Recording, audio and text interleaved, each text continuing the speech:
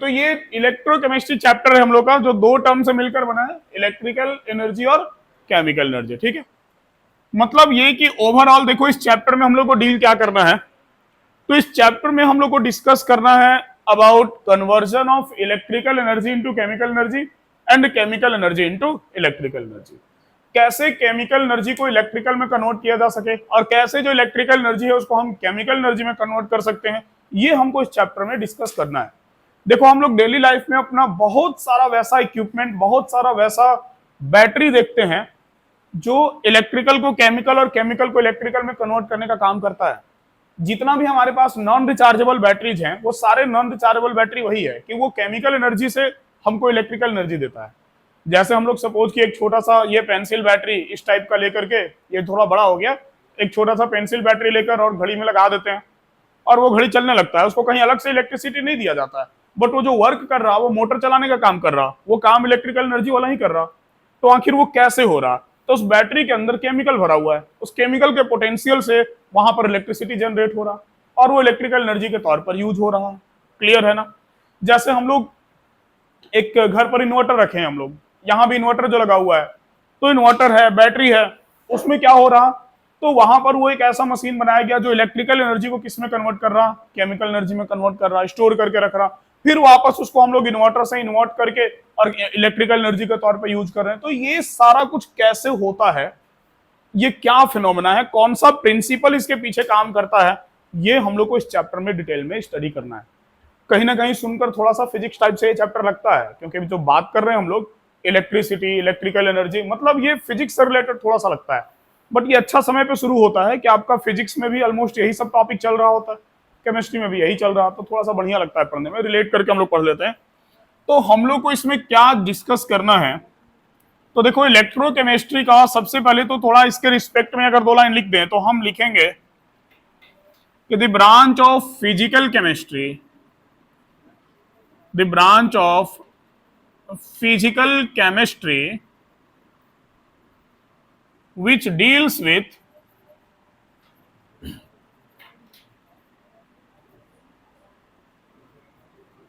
study of conversion of electrical energy into chemical energy and vice versa हम लोग बोल सकते हैं, मतलब वही काम उल्टा भी हो रहा है, ठीक है ना? या लिख देते हैं and chemical energy into electrical energy. देखो क्या बोल रहे हैं, तो ये फिजिकल केमिस्ट्री का वो ब्रांच है जो conversion of electrical energy into chemical energy and chemical energy into electrical energy को, conversion of electrical energy into chemical energy and, हाँ ठीक है पूरा लिखे, हमको लगा आधा लिखे, को डील करता है, उसको स्टडी करवाता है। ठीक है, अब देखो बाबू इलेक्ट्रिकल और केमिकल एनर्जी के लिए आपको जो छोटा छोटा बात पता होना चाहिए, कुछ बेसिक टर्म पता होना चाहिए, जरा वो हम लोग डिस्कस कर ले। उसके भी पहले इस चैप्टर को हम लोग टोटल 3 पार्ट में बांट कर पढ़ेंगे। ठीक है, कौन कौन सा? तो फर्स्ट पार्ट जो हमारा होगा इस चैप्टर का, वो फर्स्ट पार्ट होगा गैल्वेनिक सेल। ये वो पार्ट है जो ऑलरेडी आप क्लास 11 के रिडॉक्स रिएक्शन चैप्टर में पढ़ चुके हैं। गैल्वेनिक सेल हम आपको काफी डिटेल्स में पढ़ाए थे क्लास 11 में रिडॉक्स रिएक्शन में। रिडॉक्स के समय हम लोग ये बात भी किए थे कि जो रिडॉक्स रिएक्शन है एक्चुअल में उसका सेकंड पार्ट 12 क्लास में पढ़ना है, ऐसा हम बताए भी थे। तो यही उसका सेकंड पार्ट है, ठीक है, इलेक्ट्रोकेमिस्ट्री। तो ये गैल्वेनिक सेल होगा फर्स्ट पार्ट। इसमें हम लोग क्या डिस्कस करेंगे? तो इसमें हम लोग डिस्कस करेंगे बाबू conversion of chemical energy into electrical energy. इसमें केमिकल टू इलेक्ट्रिकल हम लोग डिस्कस करेंगे। जो सेकेंड पार्ट होगा हम लोग का, वो सेकेंड पार्ट होगा इलेक्ट्रोलाइटिक सेल का। और इस इलेक्ट्रोलाइटिक सेल वाले पार्ट में हम लोग डिस्कस करेंगे कन्वर्जन ऑफ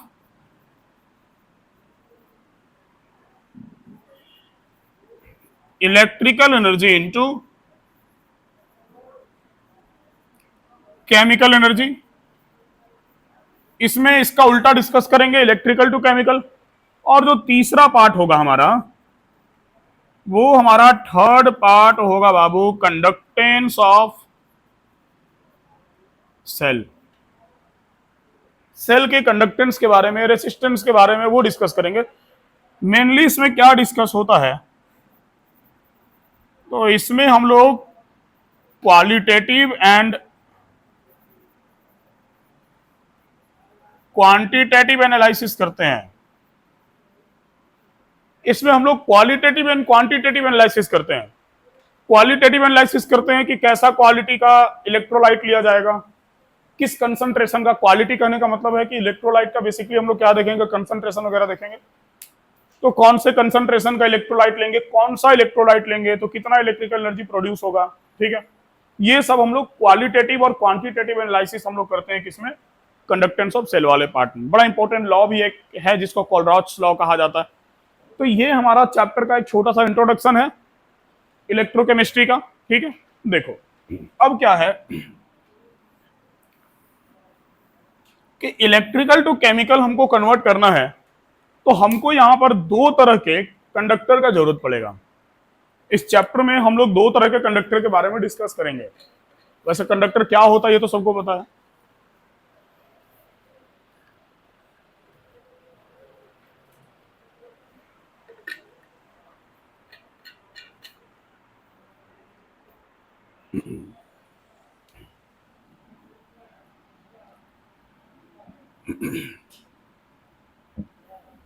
कौन कौन से कंडक्टर के बारे में हम लोग बात करेंगे, तो बाबू जो दो तरह का कंडक्टर होगा, उसमें एक कंडक्टर होगा हमारा मेटेलिक कंडक्टर, जो हम लोग सबसे ज्यादा यूज करते हैं, ठीक है। ये तो सब लोग जानते हैं, मेटल्स और मेटेलिक कंडक्टर, ठीक है। सेकेंड हमारे पास जो होगा वो कंडक्टर कौन सा होगा, तो वो होगा इलेक्ट्रोलाइटिक कंडक्टर। तो मेटेलिक कंडक्टर में तो हम लोग बेसिकली क्या लेंगे, तो बेसिकली क्या मतलब, मेटेलिक कंडक्टर में हम लोग मेटल्स लेंगे और क्या, ठीक है। और इलेक्ट्रोलाइटिक कंडक्टर में हम लोग क्या लेंगे, तो इलेक्ट्रोलाइटिक कंडक्टर में हम लोग लेंगे इलेक्ट्रोलाइट। अब इलेक्ट्रोलाइट क्या होता है, शायद हमको ये बताने की जरूरत नहीं है, क्योंकि लास्ट लेक्चर जो था सॉल्यूशन का, वो इसी सब टॉपिक पे आके खत्म हुआ था। वेंटो फैक्टर के समय इलेक्ट्रोलाइट के बारे में थोड़ा सा हम लोग डिस्कस किए थे कि इलेक्ट्रोलाइट क्या होता है। वैसा केमिकल जो एक्वस सॉल्यूशन में आयंस में डिसोसिएट हो जाए, सिंपल सी बात है। तो जो आयंस में डिसोसिएट हो जाता है एक्वस सॉल्यूशन में, और जो इलेक्ट्रिसिटी कंडक्ट करने में एबल हो, तो अब बात ऐसा है कि जो आयंस में डिसोसिएट होगा वो इलेक्ट्रिसिटी कंडक्ट करेगा ही करेगा, ठीक है। तो वो तो कोई क्राइटेरिया ही नहीं है। तो वैसा केमिकल जो एक्वस सॉल्यूशन में डिसोसिएट होकर इलेक्ट्रिसिटी कंडक्ट करता है, उन केमिकल्स को हम लोग क्या बोलते हैं, इलेक्ट्रोलाइट, ठीक है। तो अब वो इलेक्ट्रिसिटी कंडक्ट कर रहा तो वो कंडक्टर हो गया, तो उन कंडक्टर्स को हम लोग क्या बोलेंगे, इलेक्ट्रोलाइटिक कंडक्टर। सिंपल सी बात है, समझ गए बात को ना। तो मेटेलिक कंडक्टर्स में मेटल होगा और इलेक्ट्रोलाइटिक कंडक्टर में केमिकल होगा, इलेक्ट्रोलाइट होगा। जो दोनों में मेजर डिफरेंस है हम लोग वो डिस्कस करें, तो दोनों में मेजर डिफरेंस इलेक्ट्रिसिटी कंडक्ट करने का है। इलेक्ट्रिसिटी कंडक्ट करने के प्रोसेस का है कि आखिर कौन कैसे इलेक्ट्रिसिटी कंडक्ट करता है। मेटल्स के बारे में हम लोग जानते हैं कि मेटल्स है फ्री इलेक्ट्रॉन्स। मेटल्स के सरफेस के ऊपर मोबाइल इलेक्ट्रॉन होता है। मोबाइल इलेक्ट्रॉन समझते हो ना, फ्री इलेक्ट्रॉन को मोबाइल इलेक्ट्रॉन बोलते हैं। मोबाइल मतलब मूवमेंट होता है, ठीक है। मोबाइल मतलब मोबाइल फोन हम लोग बोलते हैं ना, तो ये मोबाइल फोन है, मतलब ये ऐसा फोन है जिसको लेके हम लोग मूव कर सकते हैं। टेलीफोन को लेके मूव कर सकते थे, नहीं कर सकते थे, एक ही जगह पड़ा रहता था। इसी वजह से इस सब फोन को मोबाइल फोन बोलते हैं। तो मोबाइल दैट मीन्स की मूवमेंट, तो मूवमेंट वाले इलेक्ट्रॉन्स होते हैं मेटल्स के सरफेस के ऊपर, इस कारण से उसमें इलेक्ट्रिसिटी कंडक्ट होता है, क्लियर है। और इलेक्ट्रोलाइट्स में क्या होता है कि इलेक्ट्रोलाइट में इलेक्ट्रॉन के मूवमेंट के कारण इलेक्ट्रिसिटी कंडक्ट नहीं होता है, बल्कि आयंस के मूवमेंट के कारण इलेक्ट्रिसिटी कंडक्ट होता है। क्योंकि इलेक्ट्रोलाइट है दैट मीन्स कि उसमें क्या है, तो उसमें दो तरह के आयंस हैं। जब उसको हम एक्वस सॉल्यूशन में ऐड करेंगे तो या तो केटायन मिलेगा या फिर मतलब या तो क्या केटायन मिलेगा और साथ में क्या मिलेगा, अनायन मिलेगा। तो केटायन और एनायन मिला दैट मीन्स की पॉजिटिव और नेगेटिव आयन मिला। तो आयंस के मूवमेंट के कारण इलेक्ट्रिसिटी कंडक्ट होता है इलेक्ट्रोलाइट में, और इलेक्ट्रॉन्स के मूवमेंट के कारण इलेक्ट्रिसिटी कंडक्ट होता है मेटल्स में। ये मेजर डिफरेंस है दोनों में, ठीक है। अब हमारे पास सहूलियत होता है मेटलिक कंडक्टर यूज करने का, क्योंकि हम लोग को इलेक्ट्रिसिटी एक जगह से दूसरी जगह कैरी करवाना होता है। बट अगर कहीं हमको फिक्स जगह पर चाहिए, इलेक्ट्रिसिटी स्टोर करवाना है, आयंस का मूवमेंट करवाना है, जैसे वो इन्वर्टर का जो बैटरी लगा हुआ है उसके अंदर इलेक्ट्रिसिटी हम लोग जनरेट कर रहे हैं, तो वहां पर हम लोग इलेक्ट्रोलाइटिक कंडक्टर का यूज कर लेते हैं, ठीक है। वैसे आपको पता है इन्वर्टर वाले बैटरी में कौन सा इलेक्ट्रोलाइट है, जानते हैं आप? जरूर आइडिया होगा, ऐसा थोड़ी है पता होगा, नहीं पता है। उसमें इलेक्ट्रोलाइट के तौर पर बहुत हैवी एसिड यूज होता है, sulphuric acid, sulphuric acid use होता है, ठीक है। उसमें इलेक्ट्रोलाइट के तौर पर सल्फ्यूरिक एसिड यूज होता है। इसके बारे में जो बैटरी, इन्वर्टर वाला जो बैटरी है ना, इसके बारे में डिटेल में हम लोग को पढ़ना है। हम लोग को कौन कौन सा बैटरी डिटेल में पढ़ना है? एक दीवार घड़ी वाला बैटरी जो ड्राई सेल बोलते हैं वो पढ़ना है। ड्राई सेल में जो थोड़ा मोटा भी आता है, टॉर्च वाला, पतला वाला, सबका एक ही कंसेप्ट है, तो वो ड्राई सेल पढ़ना है। बटन सेल पढ़ना है, ये रिस्ट वॉच में जो लगता है, ठीक है। और उसके बाद लेड स्टोरेज सेल पढ़ना है, वही जो कौन सा होता है बैटरी, इन्वर्टर वाला जो बैटरी हम लोग के पास, जिसको 12 वोल्ट बैटरी बोलते हैं, उसको 12 वोल्ट क्यों बोलते हैं ये भी पढ़ना है। तो इतना बड़ा घर को संभाल लेता है, मात्र 12 वोल्ट बोला जाता है, तो 12 वोल्ट क्यों बोला जाता है? क्या 12 वोल्ट में सब काम हो जाता है? ऐसा नहीं है। क्यों बोला जाता है वो सारा रीजन के साथ हम लोग पढ़ेंगे। इवन कुछ बैटरी को हम लोग तोड़ तोड़ के भी देखेंगे। वो ड्राई सेल जो होता है ना, उसको तोड़ के एक्सपेरिमेंट करेंगे, वो हम ले आएंगे। और इन्वर्टर वाला बैटरी जो है वो तुम लोग लेते हैं ना, ठीक है, उसको तोड़ के देख लिया जाएगा। ठीक, देखो क्या बोल रहा, इन्वर्टर वाला वहीं रखा हुआ है, अच्छा ठीक है। एक काम करते हैं, इन्वर्टर वाला प्लान कैंसिल कर देते हैं, ठीक है। ड्राई सेल होता है ना, तो ड्राई सेल के बाद बटन सेल पढ़ना होता है, इसके अंदर वाला।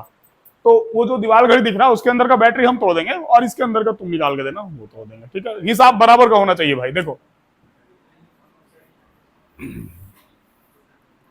तो electricity conduct due to movement of free electrons, free electrons के मूवमेंट के कारण इलेक्ट्रिसिटी इसमें कंडक्ट होता है। और इलेक्ट्रोलाइटिक कंडक्टर में क्या होता है? तो इलेक्ट्रोलाइटिक कंडक्टर में इलेक्ट्रिसिटी कंडक्ट ड्यू टू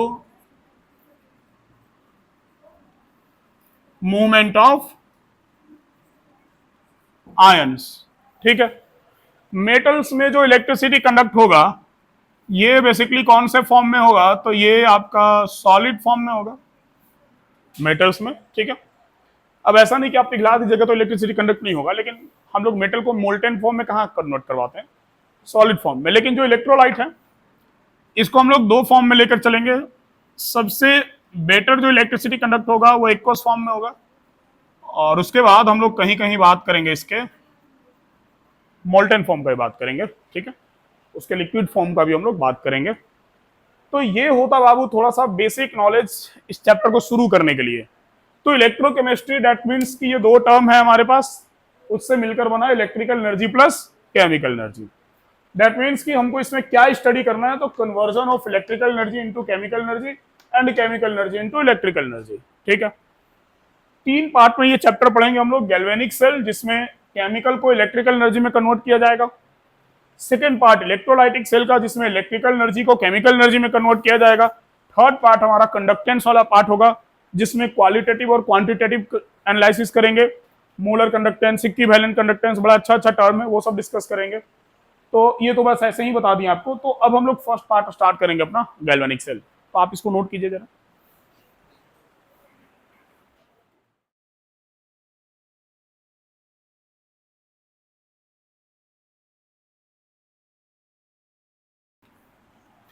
देखिए बाबू, तो जो हमारा फर्स्ट पार्ट है बड़ा इंटरेस्टिंग पार्ट है और बढ़िया पार्ट है, जिसको हम लोग बोलते हैं गैल्वेनिक सेल।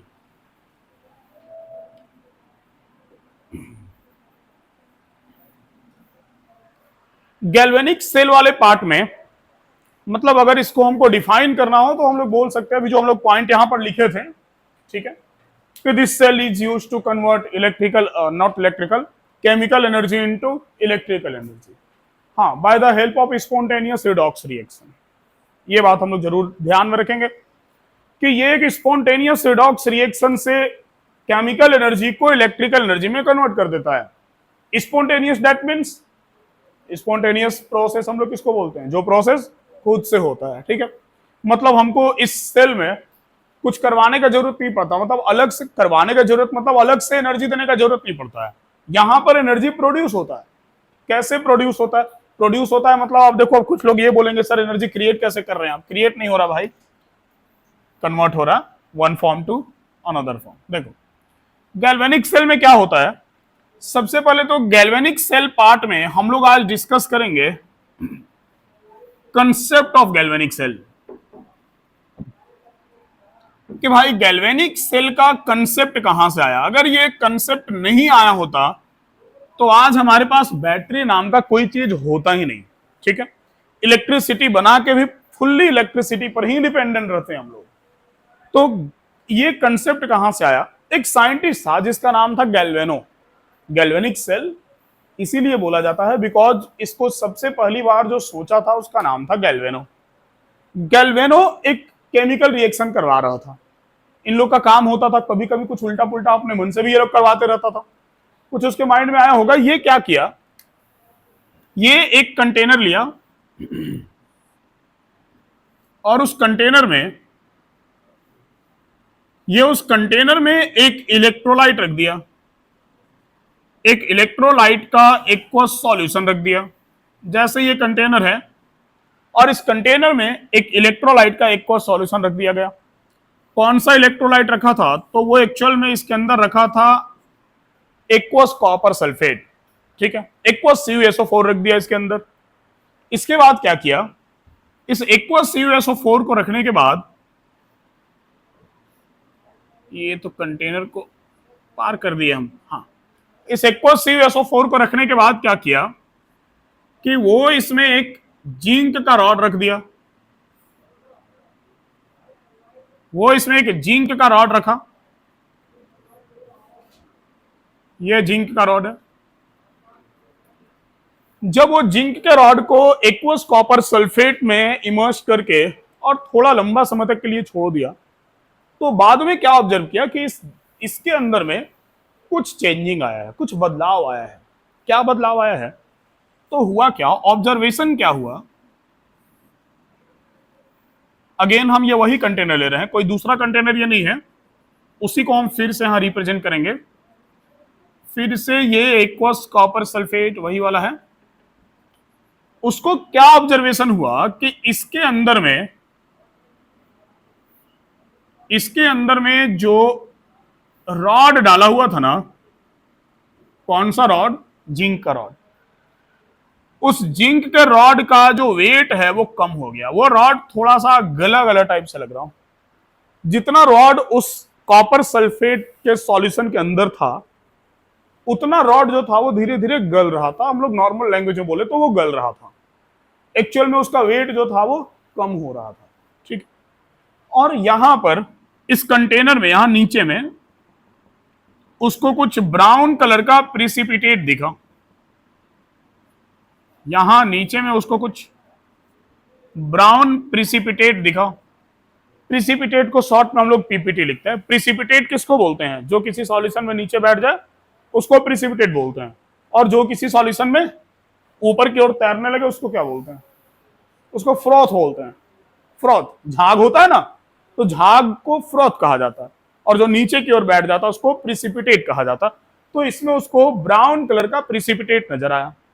और जो जिंक का रॉड था, या जिंक का रॉड का वेट पहले से कम हो गया। कुछ और भी ऑब्जर्वेशन हुआ। पहला ऑब्जर्वेशन तो ये हुआ कि इसके अंदर जो वेट ऑफ जिंक था वो रिड्यूस हो गया, ठीक है। दूसरा ऑब्जर्वेशन ये हुआ, इस ऑब्जर्वेशन को हम यहां लिखते हैं क्योंकि नीचे हमको कुछ लिखना है, कि वेट ऑफ जिंक जो था ये कम हो गया। दूसरा ये ऑब्जर्वेशन हुआ कि ब्राउन कलर का प्रेसिपिटेट ऑब्जर्व हुआ। तीसरा ऑप्शन ये हुआ कि यहां जो डेल्टा एच का वैल्यू था वो पॉजिटिव था, मतलब यहां थोड़ा हीट रिलीज हुआ था, ठीक है। सॉरी, पॉजिटिव लिख दिए। जो डेल्टा एच का वैल्यू था वो क्या था? निगेटिव था, ठीक है। मतलब यहां पर थोड़ा सा क्या रिलीज हुआ था? हीट रिलीज हुआ था। रिएक्शन के ड्यूरिंग जब हीट रिलीज होता है ना, तो अगर आप अलग से हीट नहीं दे रहे हैं तो बता रहे हैं, अगर रिएक्शन के ड्यूरिंग कोई हीट रिलीज हो रहा, जैसे मान लो यहां पर ये कोई सॉल्यूशन है, उस सॉल्यूशन में आपने रॉड डाल दिया और अलग से कोई हीट नहीं दे रहे हैं आप, लेकिन थोड़ा देर बाद जब आप सॉल्यूशन को टच कर रहे हैं तो वो सॉल्यूशन थोड़ा स्लाइटली हॉट लग रहा, तो आप क्या कहेंगे कि सॉल्यूशन हीट एब्जॉर्ब किया है या वहां से हीट रिलीज हो रहा, क्या कहेंगे आप?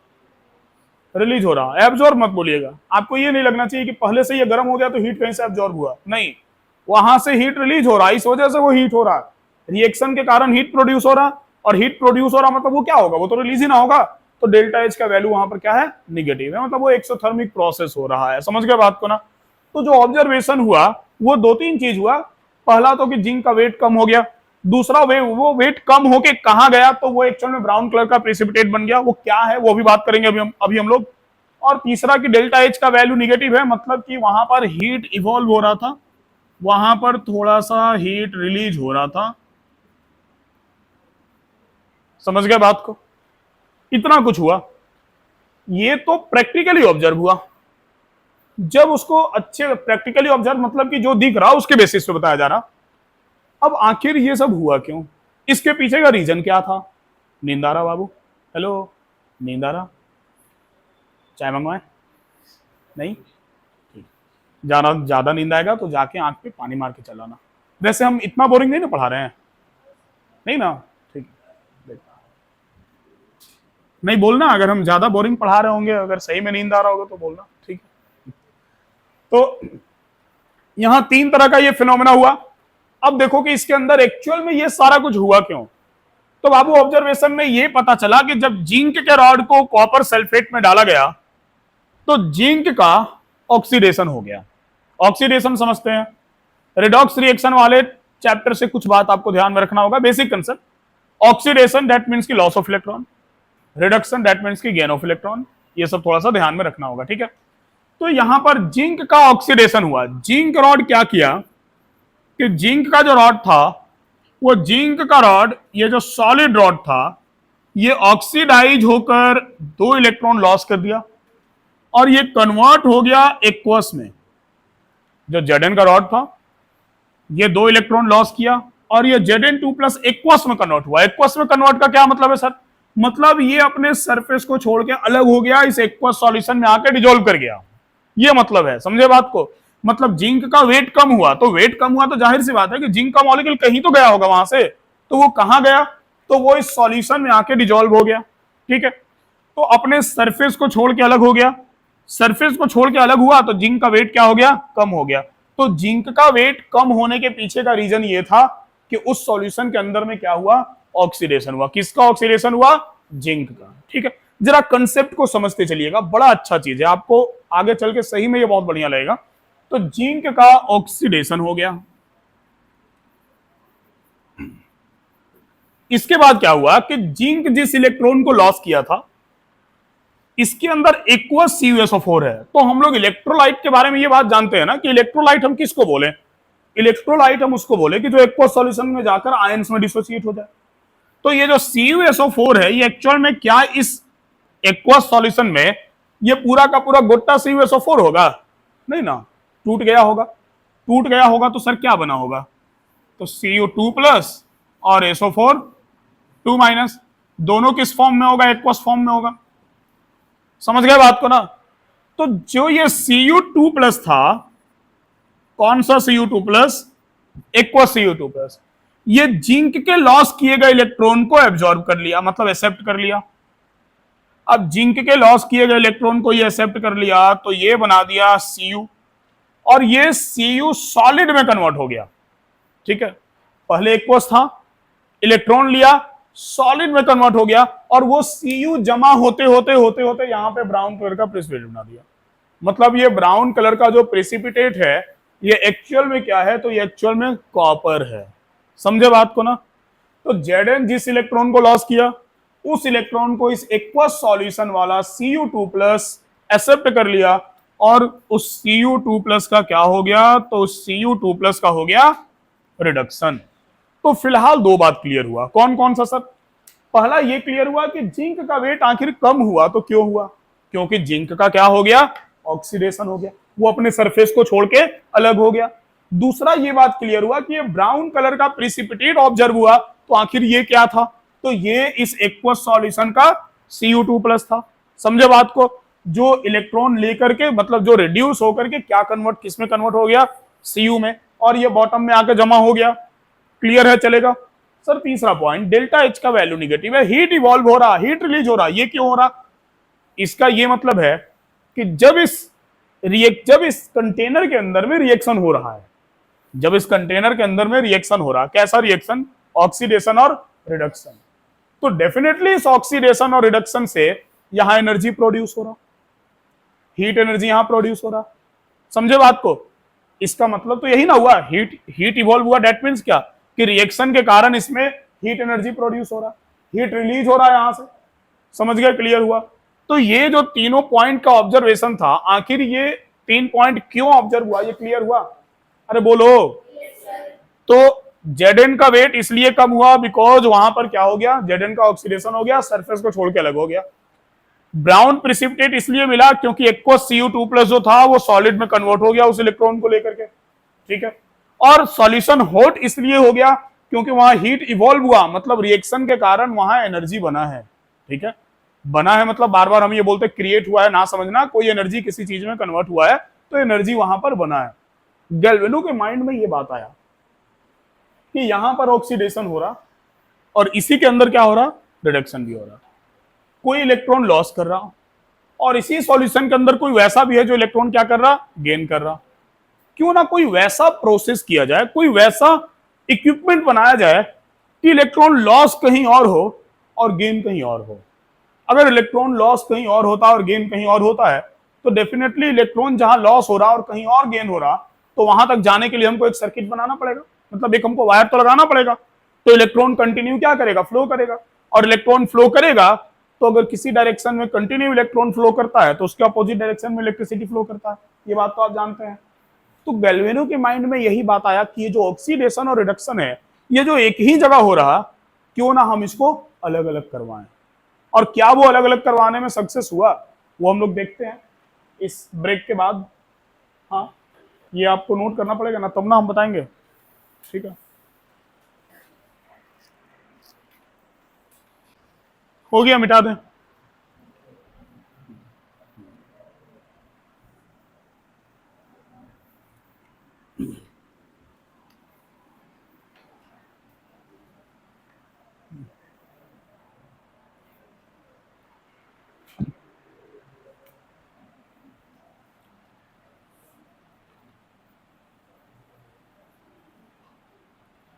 तो अब देखा जाए कि गैल्वेनो एक्चुअल में गैल्वेनिक सेल कैसे बनाया था। ठीक है, आप गैल्वेनिक सेल का हेडिंग इसके पहले वहां दिए होंगे, बट वो एक इंटायर पार्ट है गैल्वेनिक सेल का, ये पूरा।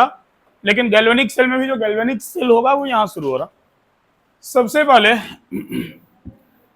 गैल्वेनो अकेले नहीं बना पाया। ठीक है, गैल्वेनो का एक साथी था जिसका नाम था डेनियल। हाँ, डेनियल। तो डेनियल जो था वो इसका हेल्प किया बनाने में। इसी वजह से इस सेल को गैल्वेनिक सेल के साथ साथ डेनियल सेल भी बोलते हैं। ठीक है, तो इस सेल का दूसरा नाम है डेनियल सेल।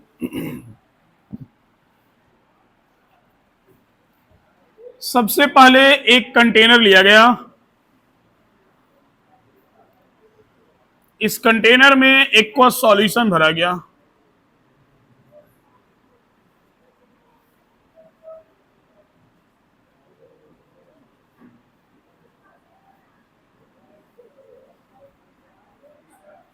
ZnSO4 का एक और कंटेनर लिया गया,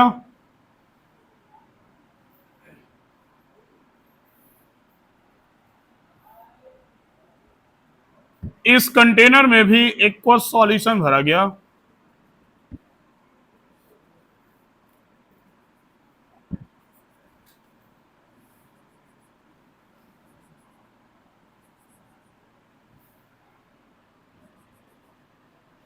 CuSO4 का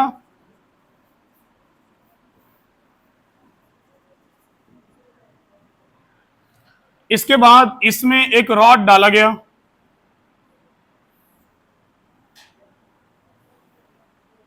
जो जिंक का ही रॉड था।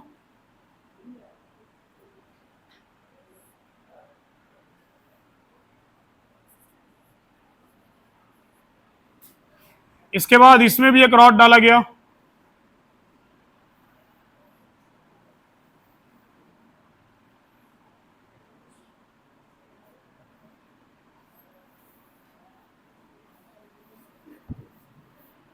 जो कॉपर का रॉड था। थोड़ा रॉड नाटा हो गया क्या?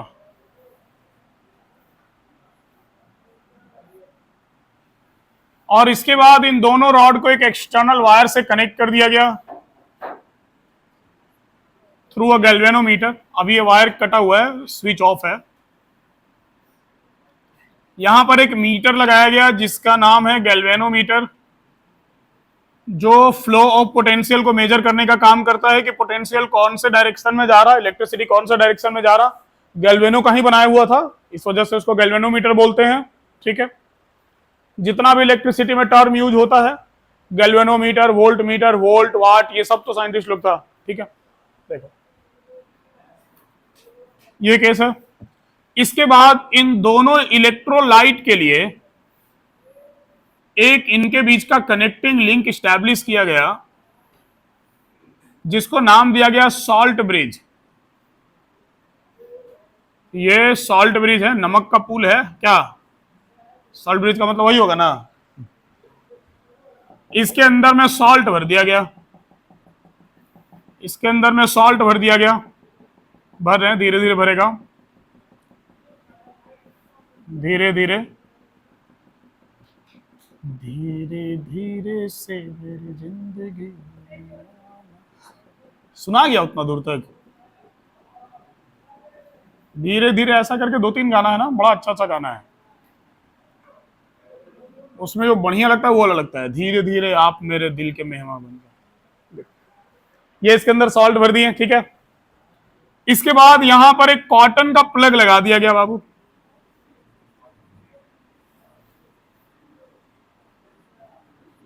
ये कॉटन का प्लग लगा दिया गया, कॉटन लगा दिया गया। प्लग मतलब, कहने का मतलब, प्लग का मतलब क्या होता है? अरे प्लग किसको बोलते हैं? प्लग जिसको कहीं खोस देते हैं। ठीक है, हाँ, उसको प्लग बोलते हैं ना। तो कॉटन लाके थोड़ा सा यहां पे लगा दिया तो कॉटन का प्लग कहला गया, दोनों एंड पर। इसके अंदर सॉल्ट भरा हुआ था, ये है सॉल्ट ब्रिज। इसके अंदर जो सॉल्ट भरा हुआ था वो कौन सा सॉल्ट भरा हुआ था? जिस समय गैल्वेनो लिया था KNO3 भरा था, फिर K2SO4 भी भरा था, बाकी बाद में अलग अलग सॉल्ट भरा गया। और सॉल्ट जो होता है वो सॉलिड फॉर्म में या जेली फॉर्म में होता है। ठीक है, सेमी सॉलिड फॉर्म में, अगर अगर के साथ में मिक्स होता है। अगर अगर जेली बनाने का काम आता है। ठीक है, अरे वो एल्गी टाइप का एक है कुछ जो जेली बनाने का काम आता है, अगर अगर बोलते हैं, बायो वाले लोग कभी ना कभी सुने होंगे। ठीक है, तो अगर अगर के साथ में सॉल्ट मिक्स करके जेली बना के उसको इसमें भर दिया जाता है। ठीक, ये पूरा सेटअप तैयार किया गया। ZnSO4 में जिंक का रॉड, CuSO4 में Cu का rod, salt bridge, external wire, galvanometer, सब कुछ ले लिए। अब इसमें शुरू करेंगे एक्सपेरिमेंट। क्या करते हैं, ये जो स्विच है, स्विच को ऑन करते हैं, वायर को कनेक्ट किए। जैसे ही वायर को कनेक्ट किया गया, इसमें कुछ हुआ। क्या हुआ सर? ये जो गैल्वेनोमीटर का एरो था, ये गैल्वेनोमीटर का जो सीधा था एरो बिल्कुल, ये डिफ्लेक्ट हो गया इस Zn वाले सेल के तरफ, इसके तरफ। इस सेल का नाम है Zn½ सेल और इस सेल का नाम है Cu½ सेल। तो जैसे ही गैल्वेनोमीटर के एरो, जैसे ही वायर को कनेक्ट किया गया, जो गैल्वेनोमीटर का एरो था जो बिल्कुल सीधा था, it deflected towards this Zn½ cell. ये क्या इंडिकेट कर रहा? तो सर गैल्वेनोमीटर का एरो जो होता है, गैल्वेनोमीटर एक्चुअल में क्या बताता? फ्लो ऑफ इलेक्ट्रिसिटी के डायरेक्शन को बताता है। तो अगर गैल्वेनोमीटर का एरो Zn½ सेल की तरफ चला गया, इसका मतलब वो तो यही इंडिकेट कर रहा कि जो इलेक्ट्रिसिटी है वो इस Cu½ सेल से निकलकर, जो करंट है वो इस Cu½ सेल से निकलकर किधर आ रहा? Zn½ सेल की तरफ आ रहा। लेकिन सर इसमें ऐसा हुआ क्या कि इलेक्ट्रिसिटी फ्लो कर गया? क्लियर सी बात है, कहीं से अलग से तो इलेक्ट्रिसिटी इसमें कनेक्ट करते हुए नजर आ नहीं रहा। बट फिलहाल जो गैल्वेनोमीटर का एरो है वो यही इंडिकेट कर रहा है कि इलेक्ट्रिसिटी कॉपर हाफ सेल से निकल के जिंक हाफ सेल की तरफ आ रहा। अब आखिर ये क्यों आ रहा वो देखा जाए। एक बात और क्लियर है कि अगर इलेक्ट्रिसिटी सीयू हाफ सेल से जेडन हाफ सेल की तरफ आ रहा, इसका ये मतलब है कि जो इलेक्ट्रॉन है वो जेडन हाफ सेल से किधर जा रहा, सीयू हाफ सेल की तरफ जा रहा, क्योंकि इलेक्ट्रॉन का डायरेक्शन उल्टा ही होगा। ठीक है, हुआ क्या कि हम लोग जो थोड़ा देर पहले बात कर रहे थे कि क्या गैल्वेनो अपने एक्सपेरिमेंट में सक्सेस हुआ, तो वो हो गया। कैसे हो गया? अगर इलेक्ट्रिसिटी सीयू हाफ सेल से जेडन हाफ सेल की तरफ जा रहा, इसका मतलब कि जेडन हाफ सेल से इलेक्ट्रॉन सीयू हाफ सेल की तरफ आ रहा, और इलेक्ट्रॉन कहां से फ्लो करेगा? जहां पर इलेक्ट्रॉन का लॉस होगा, जहां कोई इलेक्ट्रॉन छोड़ेगा वहां से ना इलेक्ट्रॉन निकलेगा। इससे यह पता चलता है कि इस जेडन हाफ सेल के अंदर ऑक्सीडेशन हो रहा, और इलेक्ट्रॉन जाएगा कहां? तो इलेक्ट्रॉन वहां जाएगा ना जहां कोई इलेक्ट्रॉन को एक्सेप्ट करने वाला होगा, नहीं तो क्यों जाएगा? अरे भाई, तुम्हारा चाहने वाला कहीं होगा वहां ना तुम जाएगा, नहीं तो वहां तुम क्यों जाएगा? बेवजह का आलतू फालतू जगह जाता है कोई, उसको लतिया के भगा दिया जाता है, देखते होता है ऐसा ना। ठीक है, तो इलेक्ट्रॉन सीयू हाफ सेल की तरफ जा रहा, डेट मीन्स क्या? डेट मीन्स ये कि जो रिडक्शन हो रहा वो कहां हो रहा? सीयू हाफ सेल में हो रहा। ऑब्जर्वेशन में भी यही पता चला कि इस जेडन हाफ सेल में ऑक्सीडेशन हो रहा। जो जिंक है, ये सॉलिड जिंक Zn2+ में कन्वर्ट हो गया, और ये क्या बन गया? तो ये एक्वस बन गया। मतलब ये अपने सरफेस को छोड़ करके और इस एक्वस सॉल्यूशन के अंदर आ गया। समझ गए बात को? डेट मीन्स कि इसका हो गया ऑक्सीडेशन। इस वजह से इस सेल का जो दूसरा नाम है, वो इस सेल का दूसरा नाम है oxidation half cell. Oxidation half cell. और बाबू जहां ऑक्सीडेशन होता है उस रॉड को हम लोग एनोड बोलते हैं। तो ये सेल हो गया एनोड हाफ सेल, इसका तीसरा नाम है। ठीक है, अब इलेक्ट्रॉन फ्लो करता हुआ इस कॉपर के रॉड के ऊपर गया। जैसे ही इलेक्ट्रॉन इस कॉपर के रॉड के ऊपर पहुंचा, ये कॉपर के रॉड का कुछ नहीं हुआ था, पहले ये बात दिमाग में क्लियर करके रखेंगे। इलेक्ट्रॉन जो लॉस हुआ वो सिर्फ और सिर्फ किसका हुआ? जिंक के रॉड का। जेडन इलेक्ट्रॉन लॉस किया, खुद आ गया कहां? सॉल्यूशन में, और उसका इलेक्ट्रॉन यहां से फ्लो करके यहां चला गया। जब तक वायर कनेक्ट नहीं किए थे तब तक तो गैल्वेनोमीटर बिल्कुल सीधा था। इसका मतलब कि इलेक्ट्रॉन तब आया जब वायर को कनेक्ट किया गया। तो ये इलेक्ट्रॉन लॉस कर दिया था, बहुत सारा इलेक्ट्रॉन यहां जमा था। जैसे वायर को कनेक्ट किए, तेजी से इलेक्ट्रॉन इधर गया। ठीक है, और तेजी से इलेक्ट्रॉन यहां पर आया। इलेक्ट्रॉन जैसे ही यहां पहुंचा, इस सेल के ऊपर जैसे ही, इस रॉड के ऊपर जैसे ही इलेक्ट्रॉन पहुंचा, इसके अंदर जो Cu2+ आयन था, कौन सा Cu2+? Aqueous Cu2+। ठीक है, ये जो एक्वस Cu2+ आयन था इस सेल के अंदर, वो एक्वस Cu2+ आयन जिंक के लॉस किए हुए इलेक्ट्रॉन को लेने के लिए दौड़ पड़ा इस कॉपर के रॉड के तरफ कि अच्छा निगेटिव आ रहा, मेरा निगेटिव तो कॉपर छीन लिया है, चलो हम अपना निगेटिव कहीं और से ले लेते हैं। और ये तुरंत इस कॉपर के रॉड की तरफ जो Cu2+ था वो अट्रैक्ट हुआ, और वो Cu2+ जो कि एक्वस था, वो उस इलेक्ट्रॉन को एक्सेप्ट करके और Cu सॉलिड में कन्वर्ट हो गया। सर सॉलिड में क्यों कन्वर्ट हुआ? क्योंकि ये इसके ऊपर जाकर डिपॉजिट हो गया। उस रॉड के ऊपर Cu2+ गया और इलेक्ट्रॉन एक्सेप्ट करके उसी के ऊपर जम गया, उसी के ऊपर डिपॉजिट हो गया। समझ गए बात को? तो ये जो Cu2+ था ये एक्वस से कन्वर्ट हो गया सॉलिड में। दैट मीन्स कि इस Cu2+ का क्या हो गया? तो इसका हो गया रिडक्शन। इस वजह से इस सेल का जो दूसरा नाम है वो है रिडक्शन हाफ सेल, या फिर हम लोग इसको बोलते हैं कैथोड हाफ सेल। यहां तक का कहानी क्लियर है? तो जिंक इलेक्ट्रॉन को लॉस करके Zn2+ में कन्वर्ट हुआ, वो इलेक्ट्रॉन तेजी से फ्लो करता हुआ कॉपर के रॉड के ऊपर गया, और Cu2+, कौन सा Cu2+ जो एक्वस सॉल्यूशन में था, यहां जो ऑक्सीडेशन हुआ वो ZnSO4 वाले का नहीं हुआ। ऑक्सीडेशन Zn का रॉड का हुआ, लेकिन यहां जो रिडक्शन हुआ वो Cu का रॉड का नहीं हुआ, बल्कि एक्वस Cu2+ था ना, उसका हुआ। समझे बात को? अरे थोड़ा बारीकी से चीजों को समझना, नहीं तो बाद में कंफ्यूजन हो जाएगा। यहां पर जो ऑक्सीडेशन हुआ वो ZnSO4 वाले का हुआ है? नहीं हुआ है। ऑक्सीडेशन इस जिंक के रॉड का हुआ है। वहां से Zn2+ सॉल्यूशन में आया, इलेक्ट्रॉन फ्लो करते हुए यहां गया, तो ये कॉपर का जो रॉड था वो इलेक्ट्रॉन एक्सेप्ट नहीं किया, उसके ऊपर तो बस इलेक्ट्रॉन आया। एक्सेप्ट कौन किया? उसके अंदर जो एक्वस Cu2+ आयन था ना वो एक्सेप्ट किया। समझे बात को? अब लगातार जिंक इलेक्ट्रॉन लॉस कर रहा, वो इलेक्ट्रॉन यहां जा रहा और लगातार जो Cu2+ है वो इस रॉड के ऊपर जाके डिपॉजिट हो जा रहा, इलेक्ट्रॉन को क्या कर ले रहा, एक्सेप्ट कर ले रहा। समझ गए बात को? यहां पर जो वेट वाला बात है कि उसमें जिंक का वेट कम हो रहा था, तो बाबू यहां इस सेल में भी जिंक का वेट क्या हो रहा, रिड्यूस हो रहा, क्योंकि Zn तो Zn2+ में कन्वर्ट हो रहा ना, लेकिन यहां उल्टा हो रहा, यहां पर वेट ऑफ Cu क्या हो रहा, इंक्रीज हो रहा, क्योंकि जो Cu2+ था वो भी Cu में बदल गया और उस रॉड के ऊपर जाके क्या होते गया, डिपॉजिट होते गया। समझ गए बात को ना? अरे बोलो भाई। देखो अब क्या है, एक तरफ ऑक्सीडेशन हो रहा, दूसरी तरफ रिडक्शन हो रहा, कंटिन्यू इलेक्ट्रॉन का फ्लो हो गया।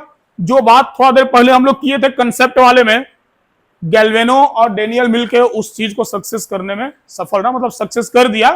ठीक है, यहां पर जब वोल्ट मीटर लगाया गया तो पता चला कि इसमें 1.1 वोल्ट का इलेक्ट्रिसिटी जनरेट हुआ है, ओनली 1.1 वोल्ट। तो सर सिर्फ 1.1 वोल्ट में क्या होने वाला है? भाई बहुत कुछ होने वाला है। हम लोग इन सब में जो बैटरी लगाए हैं, जो दीवार घड़ी में बैटरी वगैरह लगाए हैं, ये सब 1.1 से 3 वोल्ट तक का ही होता है। ठीक है, छोटा सा मोटर चलाना होता है घड़ी घूमने के लिए, वो लोग चला देता है। समझ गए बात को? तो आज जो छोटा मोटा कंसेप्ट है ना, आप बोलो सर इतना बड़ा तो सेल नहीं लग रहा इन सब में। अरे इतना बड़ा लग नहीं रहा, बट प्रिंसिपल यही है भाई। कंप्यूटर भी पहली बार बना था तो आपको पता होगा कितना बड़ा था, कितना बड़ा था, कितना वेट था उसका, है किसी को पता? 80 टन। पहली बार जब कंप्यूटर बना था तो 800 किलो का बना था, तो एक जगह से दूसरा जगह उसको उठा के ले जा पाता नहीं। आज कंप्यूटर जो है छोटा होते होते एक तरह से हम लोग का मोबाइल भी तो कंप्यूटर ही ना है, सारा काम तो उसमें वही हो रहा है। ठीक है, तो वही बात है, प्रिंसिपल तो वही फॉलो किया गया ना, हर चीज नैनो होता चला गया। तो बैटरी का जो मेन प्रिंसिपल है वो यही है, इसी को फॉलो करके आज हर तरह का बैटरी हम लोग बनाने में एबल हुए हैं। समझ गए? लेकिन अभी इसमें बहुत कुछ बाकी है। सर 2-3 चीज और बताइए। क्या बताएं? सबसे पहले तो सर आप ये बताइए, ये सॉल्ट ब्रिज का क्या काम है? आखिर ये सॉल्ट ब्रिज यहां क्यों लगाया गया? शो के लिए लगाया गया कि बढ़िया लग रहा है? नहीं, होता क्या है, ये सॉल्ट ब्रिज जो है, ये सॉल्ट ब्रिज इस एक्वस सॉल्यूशन को न्यूट्रलाइज रखने का काम करता है। न्यूट्रलाइज मतलब सर, न्यूट्रलाइज कहने का मतलब यहां ये नहीं है कि न्यूट्रल कर देगा। न्यूट्रलाइज कहने का मतलब है कि वो चार्ज के बैलेंस को बनाए रखेगा। देखो प्रॉब्लम क्या क्रिएट होता है, ध्यान देना जरा, थोड़ा समझना, कंसंट्रेट होकर, बड़ा अच्छा चीज है। यहां प्रॉब्लम क्या क्रिएट होता है प्रॉब्लम ये क्रिएट होता है ना कि जब Zn2+ में कन्वर्ट हो गया, ठीक है, ऑलरेडी इसके अंदर ZnSO4 था, तो ZnSO4 था तो ये तो Zn2+ और SO4 2- के फॉर्म में था ही, तो यहां तो इक्वल क्वांटिटी में पॉजिटिव नेगेटिव चार्ज था, उससे कोई प्रॉब्लम नहीं है। ठीक है, लेकिन ये Zn भी Zn2+ में कन्वर्ट हो गया तो पॉजिटिव चार्ज का क्वांटिटी क्या हो गया, होने लगा, बढ़ने लगा। पहले से पॉजिटिव नेगेटिव था तो वो इक्वल था, वो इक्विलिब्रियम में था, कोई प्रॉब्लम नहीं था। ठीक है, लेकिन जब Zn भी Zn2+ में कन्वर्ट होने लगा तो इसके अंदर पॉजिटिव चार्ज का कंसंट्रेशन क्या होने लगा, बढ़ने लगा। अब बात ऐसा है बाबू कि जब इस सेल के अंदर पॉजिटिव चार्ज का कंसंट्रेशन बढ़ता है ना, तो जिंक क्या करता है कि जैसे जैसे इसके अंदर पॉजिटिव चार्ज का कंसंट्रेशन बढ़ा, ये जो इलेक्ट्रॉन को लॉस करके आया है ना, उस इलेक्ट्रॉन को जाने ही नहीं देगा। लॉस कर दिया, लॉस करके सॉल्यूशन में आ गया, लेकिन पॉजिटिव चार्ज का कंसंट्रेशन इतना बढ़ गया कि पॉजिटिव और नेगेटिव में अट्रैक्शन स्टैब्लिश हो गया। अब इलेक्ट्रॉन को छोड़ भी दिया है और जाने भी नहीं दे रहा। अरे भाई जब छोड़ दिए हो तो उसको जाने दो, सिंपल सी बात है। ठीक है, तो अब ये इलेक्ट्रॉन को लॉस कर दिया है, लेकिन अब यहां बैठ के गा रहा, भाई जाने नहीं देंगे तुझे, जाने तुझे देंगे नहीं, पूरा रिपीट कर रहा। ठीक है, तब ये सॉल्ट ब्रिज जो है ये देखता है कि भाई काम गड़बड़ हो रहा, जब लॉस कर दिया, जब छोड़ दिया तो अब उसको जाने दो। तब ये सॉल्ट ब्रिज क्या करता है, सॉल्ट ब्रिज के अंदर में सॉल्ट है, कैसा है, पॉजिटिव और नेगेटिव दोनों है। K+ मतलब सॉल्ट है तो डेफिनेटली आयन जो पॉजिटिव नेगेटिव दोनों है ना, KNO3 K+ और NO3- के फॉर्म में होगा, होगा ना। इस सॉल्ट ब्रिज में जो सॉल्ट है वो सॉलिड या फिर सेमी सॉलिड मतलब कि जेली के फॉर्म में है। और ये एंड पर क्या लगाया हुआ, कॉटन लगाया हुआ। कॉटन लगाने के पीछे का पर्पज समझिएगा। ये सॉल्ट जो है एक्वा सॉल्यूशन में डूबा हुआ है, ठीक है। मान लो ये सॉल्ट ब्रिज है, ये जो ब्लैक यहां दिख रहा है ये कॉटन है, ऊपर में सॉल्ट भरा हुआ है, ठीक है, ऊपर में ये सॉल्ट भरा हुआ है। तो कॉटन को एक्वा सॉल्यूशन में डुबो के रखा गया है, ठीक है। कॉटन को जब एक्वा सॉल्यूशन में डुबो के रखा गया है तो कॉटन भीगा होगा, तो इसके जस्ट ऊपर का जो सॉल्ट होगा, क्या अभी भी वो सॉलिड फॉर्म में होगा? नहीं, वो तो भीगने के कारण मेल्ट कर गया होगा ना। तो मेल्ट कर गया होगा तो वो आयन में कन्वर्ट हो गया होगा। समझ रहे हो बात को ना? अरे बोलो, वो आयन में कन्वर्ट हो गया। तो इधर भी आयनिक सॉल्ट आयन में कन्वर्ट हो चुका है, इधर भी सॉल्ट आयन में कन्वर्ट हो चुका है, ठीक है। होगा क्या कि जैसे ही यहां पर Zn2+ का कंसंट्रेशन बढ़ेगा, ठीक है, ये जो सॉल्ट ब्रिज है, ये सॉल्ट ब्रिज इस सॉल्ट के अंदर में, इस सॉल्यूशन के अंदर में तुरंत यहां से निगेटिव चार्ज प्रोवाइड करा देगा। जब यहां पॉजिटिव चार्ज का कंसंट्रेशन बढ़ेगा, वो पॉजिटिव चार्ज जब यहां निगेटिव को फ्लो नहीं होने देगा, तो सॉल्ट ब्रिज क्या करेगा, इस सेल के अंदर में कैसा चार्ज दे देगा, निगेटिव चार्ज, ताकि जो एक्स्ट्रा पॉजिटिव बढ़ा है उसको मेंटेन करके रखा जा सके। समझ गए बात को? अरे बोलो, क्लियर है? तो उसको मेंटेन करके रखे रहने के लिए वो यहां पर क्या प्रोवाइड करा देता है, निगेटिव चार्ज। एग्जैक्टली ये काम यहां भी हो रहा है। यहां क्या हो रहा, इस केस में Cu2+ कन्वर्ट होते जा रहा, किसमें, Cu में। समझ गए? 2 मिनट रोकिए। इसमें Cu2+ Cu में कन्वर्ट होते जा रहा, तो जब Cu2+ Cu में कन्वर्ट होते जाएगा तो इसमें कौन से चार्ज का कंसंट्रेशन इंक्रीज हो रहा, SO4 क्योंकि ये किस में कन्वर्ट होते जा रहा, Cu में। तो भाई यहां पर जब निगेटिव चार्ज का क्वांटिटी बढ़ेगा तो क्या वो इलेक्ट्रॉन को आने देगा? अरे बोलो, नहीं आने देगा। क्लियर है ना? ये बोल रहा, इलेक्ट्रॉन को आने देगा जब यहां निगेटिव बढ़ेगा, तो निगेटिव निगेटिव में क्या होगा, रिपल्सन होगा।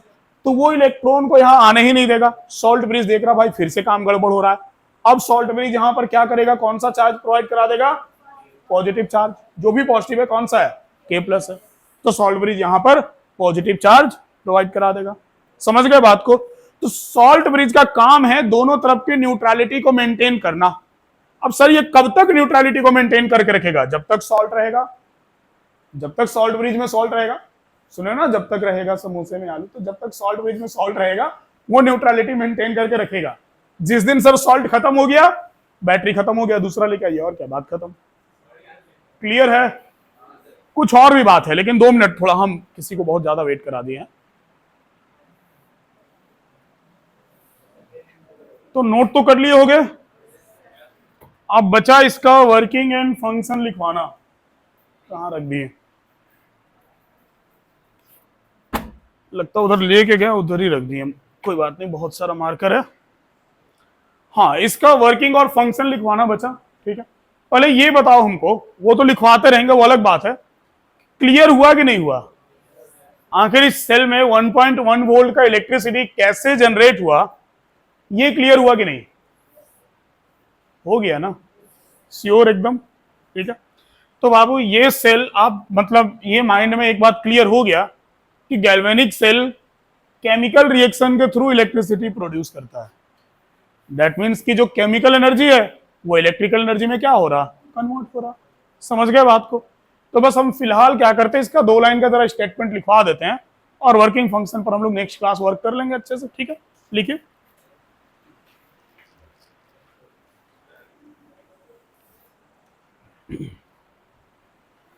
लिखिए, गैल्वेनिक सेल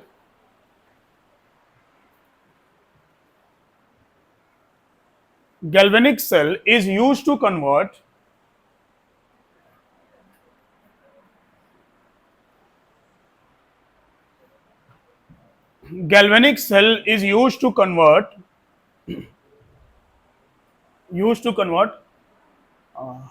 क्या, chemical energy into electrical energy, chemical energy into electrical energy,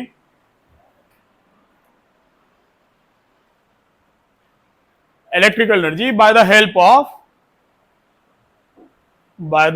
of spontaneous redox reaction.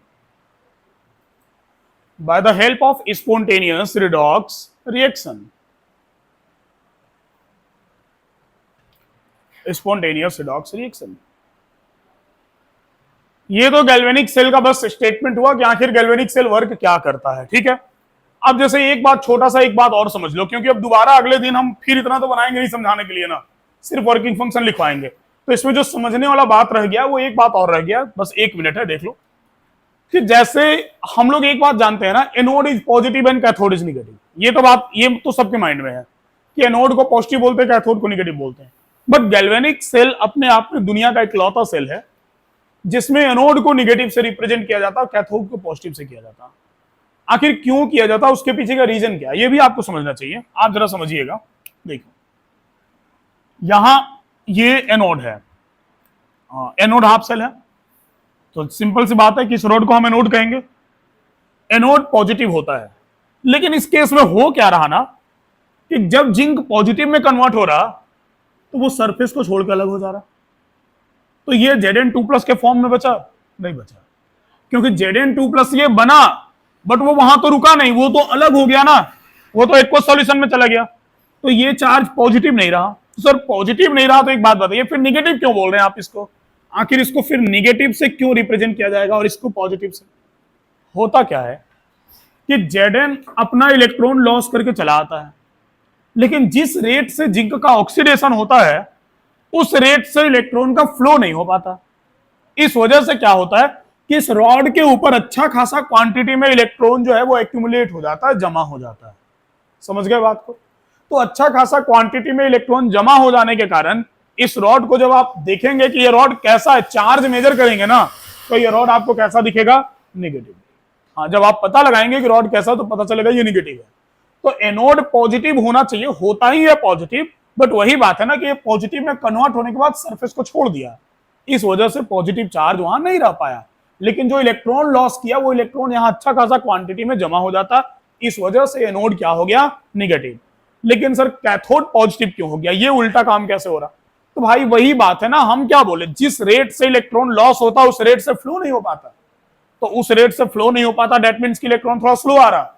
लेकिन जो Cu2+ है यहां तो बहुत सारा है, एक ही Cu2+ थोड़ी इस इलेक्ट्रॉन को लेने जा रहा होगा, बहुत सारा Cu2+ टूट पड़ता है इलेक्ट्रॉन लेने के लिए। कभी देखते हो कहीं बाढ़ हो आया रहता है तो हेलीकॉप्टर से खाने पीने का सामान गिराया जाता है, कभी देखे हो? एक पैकेट पावरोटी का गिराता है ना, 100-200 आदमी दौड़ जाता है उसको लूटने के लिए। समझे बात को? वही हाल है, यहां से इलेक्ट्रॉन आया, ठीक है, इलेक्ट्रॉन कम आया और जितना Cu2+ था ना सब टूट पड़ा इलेक्ट्रॉन लेने के लिए, तो बहुत सारा Cu2+ इस रॉड के दोनों साइड आके और जमा रहता है। अब इलेक्ट्रॉन आए और हम उसको ले ले। समझ गए? क्लियर है? इस वजह से ये रॉड कैसा दिखेगा तुमको? पॉजिटिव। मतलब पॉजिटिव नेगेटिव दिखता नहीं है, समझ गया ना? मेजर करेंगे, पता लगाएंगे तो वो रॉड आपको कैसा मिलेगा? पॉजिटिव मिलेगा। इस वजह से यहां cathode is positive and anode is negative, but ये अपने आप में इकलौता उल्टा साइन वाला सेल है। बाकी कहीं भी ऐसा नहीं होता है कि आप एनोड को नेगेटिव से रिप्रेजेंट कर दें और कैथोड को पॉजिटिव से रिप्रेजेंट करते हैं, वो तुरंत गलत हो जाएगा। समझ गए? बट रीजन क्लियर है यहाँ का? अरे बोला करो भाई, फिर पुराना बीमारी तुम लोग को वापस आ गया, नहीं बोलने वाला। हाँ, ऐसा लगता है गमला रखा हुआ है ना, हिल डुल रहा ना बोल रहा, लिख चलो हो गया। ये पॉजिटिव नेगेटिव साइन दे देना।